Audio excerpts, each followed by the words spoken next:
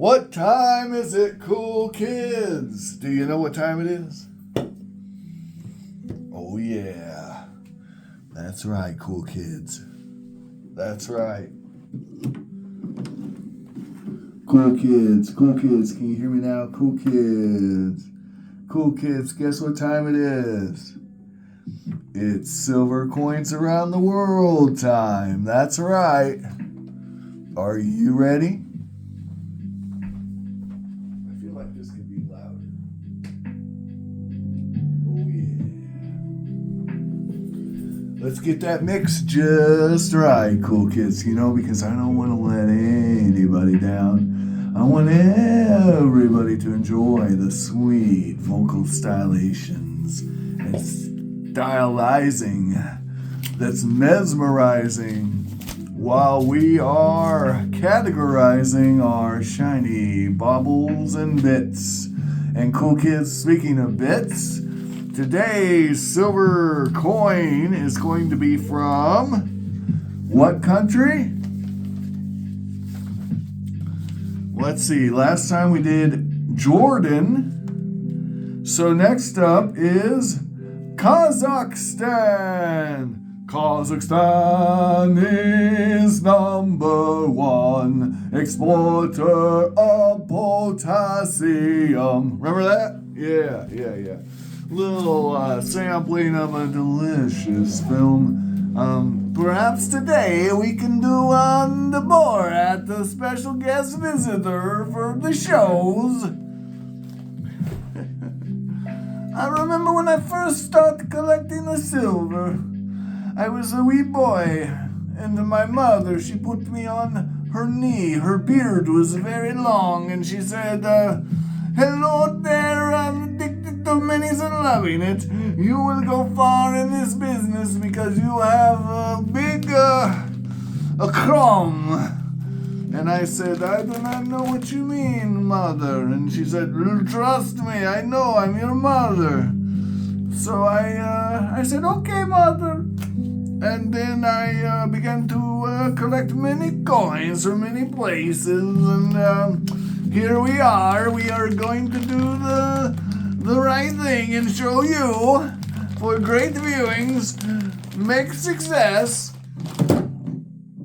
and drop microphones. All right. Cool kids. Enough of that. That stuff's something, if you get it in a small dose, it's cool. But if you're like doing that Borat thing for hours, I bet it could get pretty old pretty quick. I could be wrong though. Are you Kazakhstan? This might be Kazakhstan right here. Ooh, Kazakhstan is number one. All right, Kazakhstan is not this. This is not Kazakhstan. Okay, I'm gonna put that up. But this actually is Kazakhstan. Kazakhstan is a nation in Central Asia. Other Central Asian nations have inferior potassium, as you may recall.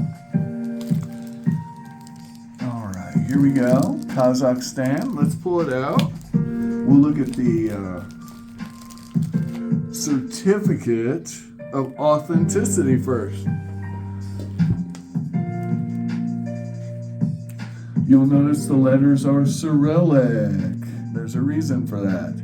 Certificate of Quality, Americans.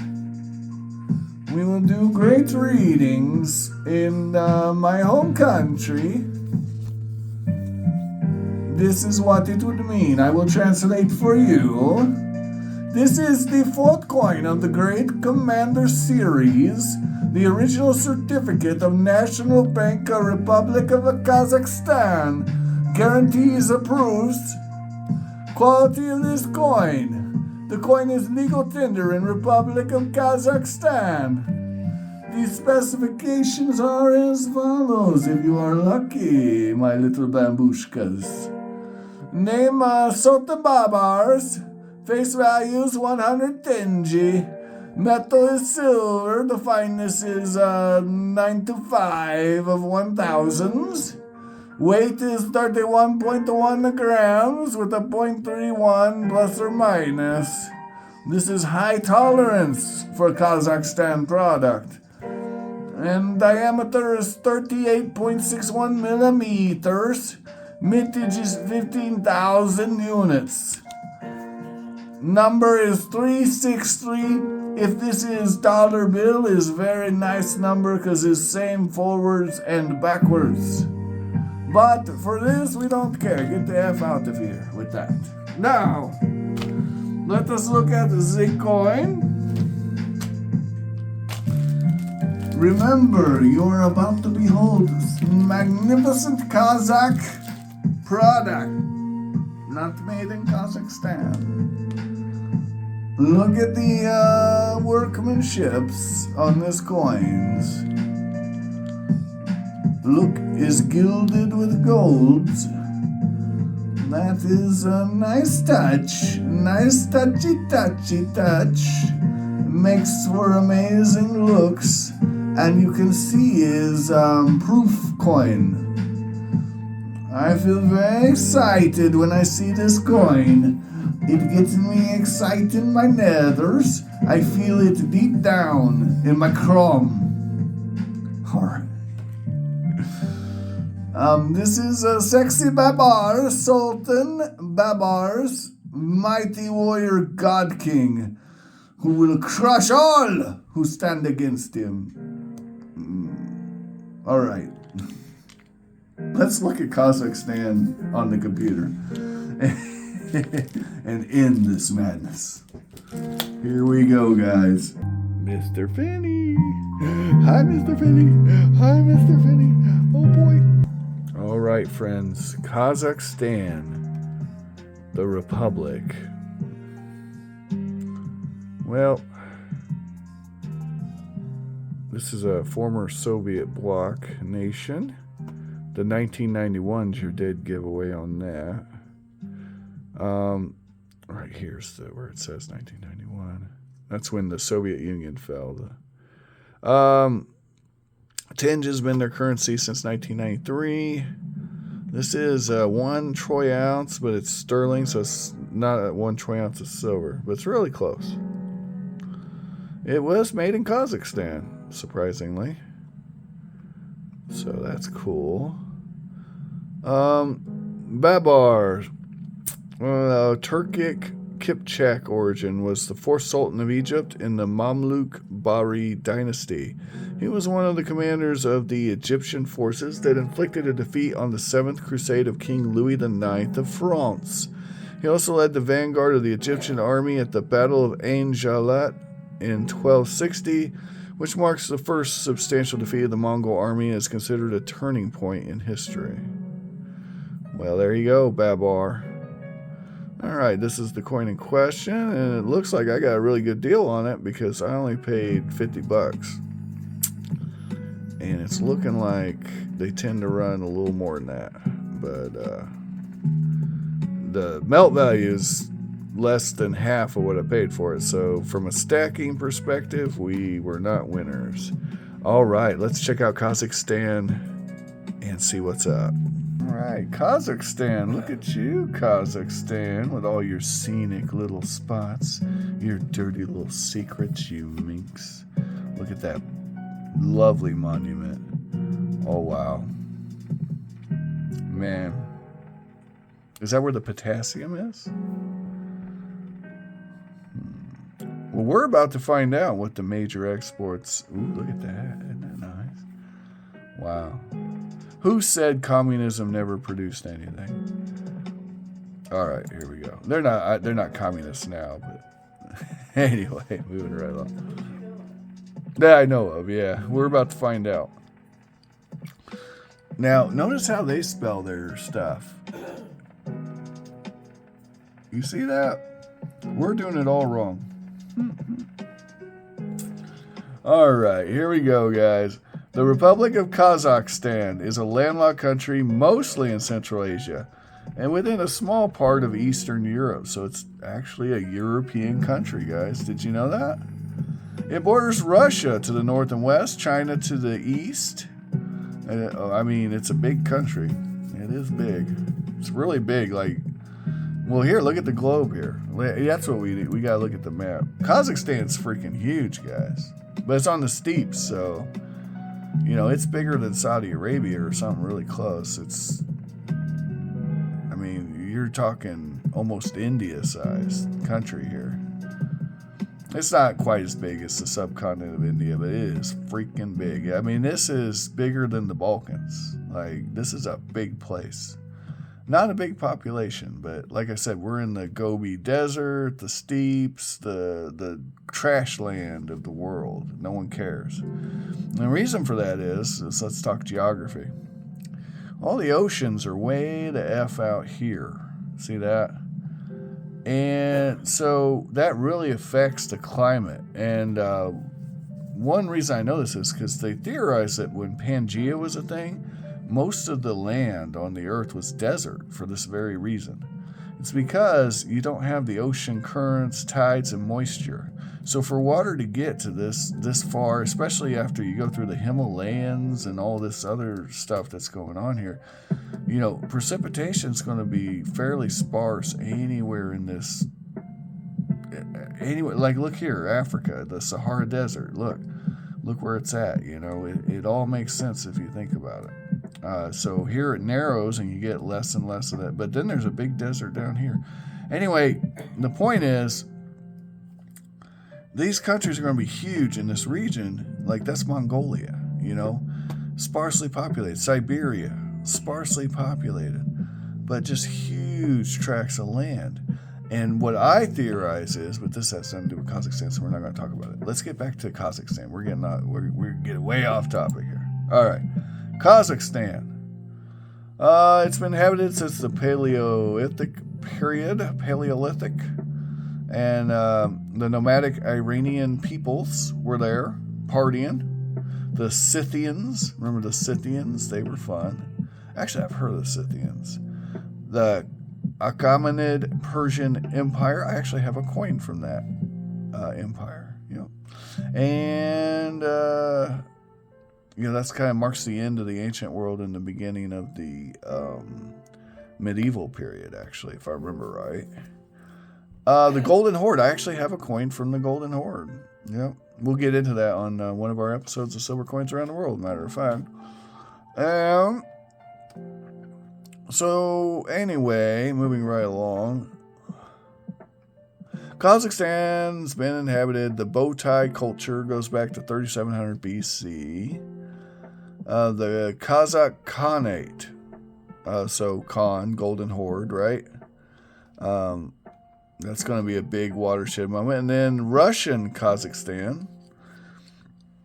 So the Russian Empire constructed the Irtish Line, a series of 46 forts and 96 redoubts, including Omsk.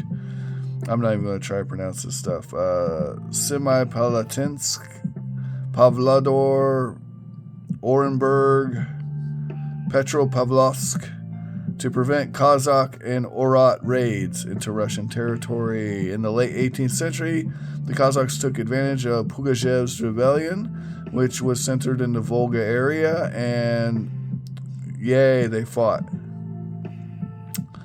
And the Russian Empire introduced a system of administration and built military garrisons and barracks to establish a presence in Central Asia in the so-called Great Game of Dominance in the area against the British. And Russia's efforts to impose a system aroused the resentments of the Kazakhs, and by 1860s the Kazakhs resisted its rule. Russia had disrupted traditional nomadic lifestyle. Here's a Kazakh woman in traditional wedding clothes. With good birthing hips, yes? No, I have no idea. I'm being funny. Don't take that. Yeah. No beard, though. Where's her beard, right?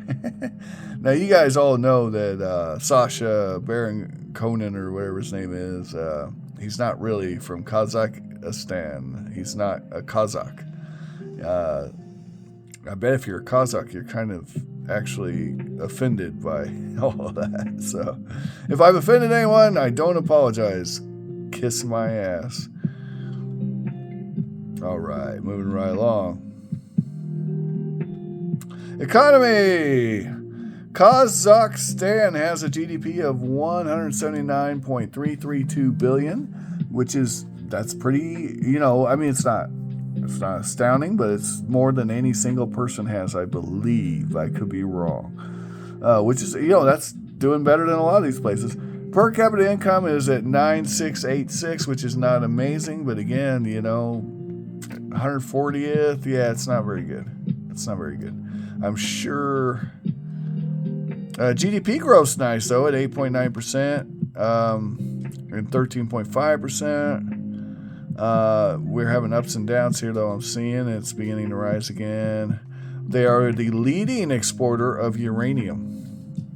So not potassium, uranium. Kazakhstan's economy grew 4.6% in 2014 and has experienced a slowdown in economic growth. Falling oil prices affect the effects of the Ukrainian crisis. The country devalued its currency by 19%, another 22%. Kazakhstan was the first former Soviet republic to repay all of its debts to the IMF 7 years ahead of schedule. Kazakhstan weathered the global financial crisis by combining fiscal relaxation with monetary stabilization and a whole lot of potassium. No. Let's see if we can find that little chart that shows what the exports.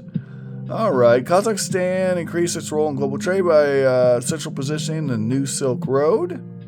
Here is the New Silk Road. And there's that. Kazakhstan's foreign trade turnover in 2018 was $93.5 billion, which is 19.7% more compared to 2017, so it's going up. Exports in 2018 were $667 billion and 25.7% as comparison to 2017. The import was $32.5 billion, up 9.9%. Exports account for 40.1% of Kazakhstan's gross domestic product. That's not terrible. So there may be hope for these folks. Agriculture accounts for approximately 5% of Kazakhstan's GDP. Grain, potatoes, grapes, vegetables, melons, livestock, and most importantly, agricultural commodities. All right.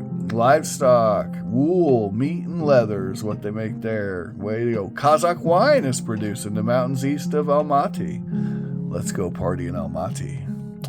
Energy has been the leading economic sector. Production of crude oil, natural gas, condensate, and oil from the gas basins in Kazakhstan is about 79.2 million tons. In 2012, up from 51.2 million tons. Kazakhstan raised oil and gas condensate exports to 44.3 million tons in 2003.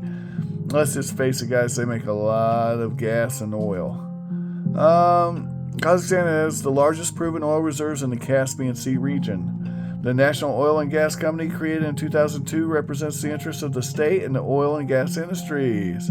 Kazakhstan launched the Green Economy Plan, and committed Kazakhstan to a 50% of its energy needs from alternative, that was a mistake, by 2050. The green economy is projected to increase GDP by 3%. Okay, we'll see how that goes. Anyway, enough of that. I hope it works out. I don't think it will. Infrastructure, railways make up 68% of all cargo and passengers, so they like their railroads. That makes sense in a country that size. Anyway, guys, tourism is a thing. 9th largest country by area. So it's the 9th largest country in the world. And remember, I was telling you, it's really big.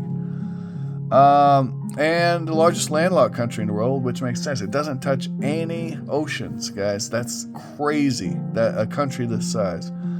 And it's ranked 43rd in the number of tourists. I wonder if that movie had anything to do with that.